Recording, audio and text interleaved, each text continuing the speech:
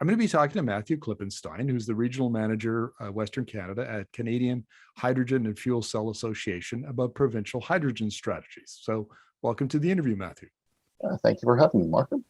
Now, I know that BC and Alberta and Quebec have got hydrogen strategies. Are there any other provinces that have got them? Yes, so just going through the map, British Columbia has its hydrogen strategy, Alberta a roadmap, Ontario has just published its strategy, Quebec's is expected to come out this spring, and even in the Atlantic Canada provinces, we do have a hydrogen strategy or guiding document of that sort.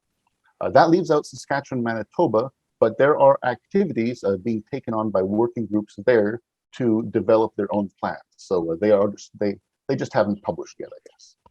So we've got green hydrogen that can be made with cheap renewables, and we've got blue hydrogen that's made with natural gas, and the CO2 is then sequestered. Which provinces are taking a blue approach and which are taking a green approach? Right. So as you might expect, Alberta, with its vast and cheap natural gas reserves, is very much on board with blue hydrogen. It leverages many of the skills they have. British Columbia, very keen on green hydrogen. Quebec as well. Quebec in particular, given the wealth of hydroelectric power they have, perhaps even considering the challenges they're facing in transmitting some of this valuable clean electricity to the states, hydrogen offers a way for them to upvalue those electrons and replace more fossil fuels in their own economy. And speaking of Alberta, there's been a lot of talk lately about hydrogen as storage for intermittent renewables. And I was interviewing Dwayne Hiley, who is a CEO of a power and trade association down in New Mexico, Wyoming, and a couple of other states. They're already at 33% renewables. They're going to 50% by 2025 and 70% by 2030. Hydrogen plays a big role in their storage plans. And it seems like that would be a really smart move for a province like Alberta, probably Saskatchewan as well. Yes. So in much of Canada, in fact, our overall energy usage peaks in winter when it's very cold. Right now, we manage that with natural gas. We fill these underground caverns with natural gas and draw from that reservoir as we need more energy. Hydrogen, clean hydrogen, can solve that in the future. And so, batteries are fantastic for daily cycling, even perhaps multi-day. We have some other energy storage technologies, flow batteries, for example, which may be suitable on longer time lengths. Still, with hydrogen, we can really hit that seasonal flows so that when we have high renewables or other factors, we can store a relatively infinite amount of energy underground and then use it as we need. So everything has its place. And I understand in Alberta that some of the natural gas power plants can be converted to hydrogen. And that seems like, I think the figures are still around 90% fossil fuels between coal and natural gas generating power in Alberta. Hydrogen then seems to be a natural to lower the emissions without having to build a lot more infrastructure. That's right. So at least some of the turbines currently in use, the power turbines in Alberta, do have the ability to accept blends, I think up to 30%.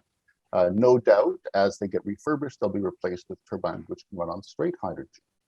What the hydrogen allows us to do then is here's another vector, another way for us to use the hydrogen, reducing emissions. At the same time, we can keep all the wonderful green electrons from new renewables projects directly to the grid. And so basically from both ends, we can try and reduce the electricity related emissions by this method.